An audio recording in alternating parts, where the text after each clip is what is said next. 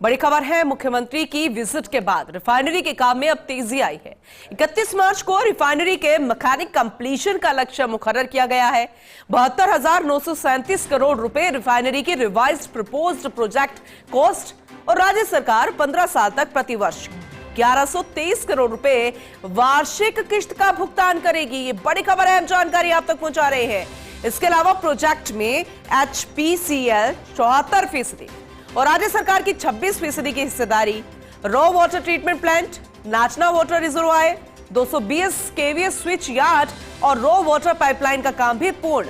Cross country pipeline जिसमें crude, Mangala crude pipeline, raw water pipeline, GIGL gas pipeline, refinery से Palanpur product pipeline का काम भी पूर्ण हो चुका है और अब और ज्यादा तेजी इसमें देखी जा रही है। लगभग काम पूरा और जो बाकी बचा है उसमें गति आ चुकी है।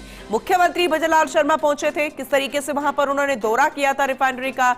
मुख्यमंत्री की जो विजिट थी, रिफाइनरी के काम में अब तेजी आई है और बेहद महत्वपूर्ण तस्वीरें आपको उस वक्त की दिखा रहे हैं जब पूरी जानकारी लेते हुए मुख्यमंत्री भजनलाल शर्मा नजर आए थे। हर एक छोटे छोटे प्रोजेक्ट का उन्होंने बारीकी से निरीक्षण किया, जानकारी वो लेते नजर आए। अब इस काम में गति भी देखने को मिल रही है। तो लगभग तमाम जो पाइपलाइन इंफ्रास्ट्रक्चर्स के कार्य हैं वो भी पूर्ण हो चुके हैं और क्या कुछ रहा है, कितने प्रतिशत और कितनी प्रतिशत हिस्सेदारी सरकार की तरफ से हर साल कितनी राशि दी जाएगी, जानकारी लेंगे हमारे एसोसिएट एडिटर निर्मल तिवारी जी से। निर्मल जी, वाकई में ये बेहद बेहतरीन खबर है राजस्थान के लिहाज से देखा जाए। सियासत की भेंट चढ़ी रिफाइनरी, अब इसमें ये जानकारी मिलना कि काम में गति आ चुकी है, ये वाकई में सुखद खबर है। डिटेल में बताइएगा।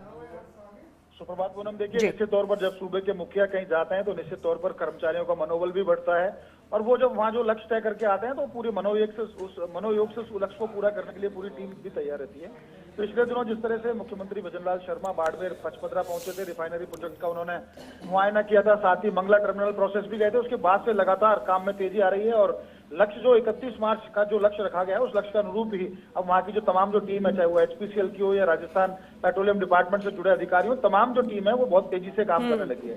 देखिए पूरे प्रोजेक्ट की बात करें तो 72,937 करोड़ रुपए का जो रिवाइज कॉस्ट है इस प्रोजेक्ट की, उस प्रोजेक्ट का ऊपर तेजी से काम हो रहा है। इसमें 17,991 करोड़ रुपए की जो इक्विटी है वो आपको पता है 74% की वो HPCL की तरफ से वो है। उसके अलावा राजस्थान गवर्नमेंट की तरफ से 6,321 करोड़ रुपए। ठीक है। कुल मिलाकर अगर इसमें कहा जाए तो इसमें अभी तक जो काम हुए हैं उसमें 1 मिलियन मैन आवर्स के अचीवमेंट जो था उसमें 275 MMH का अचीवमेंट हो चुका है। उसके अलावा रॉ वाटर ट्रीटमेंट जो प्लांट था वो पूरी तरह से बनकर तैयार हो गया। नाचना वाटर रिजर्वायर का जो काम था वो पूरी तरह से बनकर तैयार हो गया।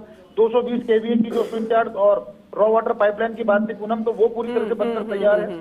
इसके अलावा डीजल हाइड्रो सल्फराइजेशन का जो यूनिट है उसका काम तेजी से चल रहा है, वो अंतिम चरण में है। हाइड्रोजन जनरेशन यूनिट का जो काम है वो अंतिम चरण में है। कंप्रेस्ड एयर और नाइट्रोजन प्लांट था उसका काम भी लगभग पूरा होने की दिशा में काम पूरा लगभग हो चुका यूं माना जा सकता है। और इसके अलावा सीधे तौर पर बात करें तो जो महत्वपूर्ण था 5वां पाइपलाइन थी। देखिए बहुत जरूरी था कि हमारा जो क्रूड है उसको किस तरह से इस्तेमाल किया जाए, उसके लिए जरूरत था कि क्रॉस कंट्री पाइपलाइन डाली जानी थी मुंद्रा पोर्ट तक। तो 30 इंची की पाइपलाइन है 489 किलोमीटर की, जहां से जो क्रूड आएगा वहां से जो हमको एक्स्ट्रा क्रूड की जरूरत पड़ेगी क्योंकि 9 MTPA की हमारी क्षमता का हमारी रिफाइनरी है, तो हमको एक्स्ट्रा क्रूड बाहर का भी मंगाना पड़ेगा, तो यहाँ से परिशोधित किया जाएगा। तो उसके लिए 489 किलोमीटर की क्रॉस कंट्री पाइपलाइन का काम पूरा हो गया। 52 इंची की जो 230 किलोमीटर की रॉ वाटर पाइपलाइन थी जो नाचना से रिफाइनरी प्रोजेक्ट तक आनी थी वो पूरी हो चुकी है। 75 किलोमीटर की जो लोकल क्रूड पाइपलाइन थी जो मंगला टर्मिनल से आनी थी 12 इंची, वो पूरी हो चुकी है। उसके अलावा NG पाइपलाइन जो GIGL के द्वारा जो बागोड़ा से लेकर और रिफाइनरी प्रोजेक्ट तक 85 किलोमीटर की आनी थी उसका काम पूरा हो गया। प्रोडक्ट पाइपलाइन जो पालनपुर से जो 216 किलोमीटर की थी 18 इंची की पाइपलाइन का काम, यानी लगभग काम पूर्णता की ओर है। और अगर हम इसको अलग अलग सेक्शन में बांटे तो पेट्रोकेमिकल सेक्शन की बात करें तो 97% अचीवमेंट करना था 15 दिसंबर तक, उसके अगेंस्ट में 66.5% हुआ था। रिफाइनरी सेक्शन की बात करें तो लगभग 99.6% का लक्ष्य था, उसके अगेंस्ट में 92.9% का लक्ष्य हासिल कर दिया। ऑफ साइट यूटिलिटी की बात करें तो 98.9% का लक्ष्य था, जिसको 87% से ज्यादा का लक्ष्य हासिल किया जा चुका है। और OBE का जो लक्ष्य था 99.8% का, उसको 97.7% का लक्ष्य हासिल किया जा चुका है। ठीक है। पूरी लेकिन तरह से देखा जाए निर्मल जी ऐसे समझाइएगा, क्योंकि अगर इस लिहाज से देखें तो तेल शोधन में भी राजस्थान का डंका बजेगा और सबसे महत्वपूर्ण होता है इस तरीके के प्रोजेक्ट्स में इंफ्रास्ट्रक्चर, पाइपलाइंस जो बेहद खास होती है, उनका काम लगभग पूरा हो चुका है। आपने ये भी बताया कितने प्रतिशत तक काम पूरा हो चुका है डिटेल में, लेकिन जितना काम रह गया है अब उसके लिए अगर समय सीमा की हम बात करें, क्योंकि गति तो आ गई है, हम उम्मीद कितने समय तक की कर सकते हैं? क्या इसे लेकर भी चर्चा की जा सकती है? हम उम्मीद लगा सकते हैं कि एग्जैक्ट टाइम की? बिल्कुल पूनम, आपने बहुत अच्छा सवाल पूछा और सबसे ज्यादा क्यूरियोसिटी इसी सवाल को लेकर है। इसको आप दो सेक्शन में हम समझ सकते हैं। रिफाइनरी सेक्शन की बात करें तो जो एंटीसिपेटेड मैकेनिकल कंप्लीशन का जो काम है उसको 30 जून 2025 का उसका लक्ष्य रखा गया है। जी।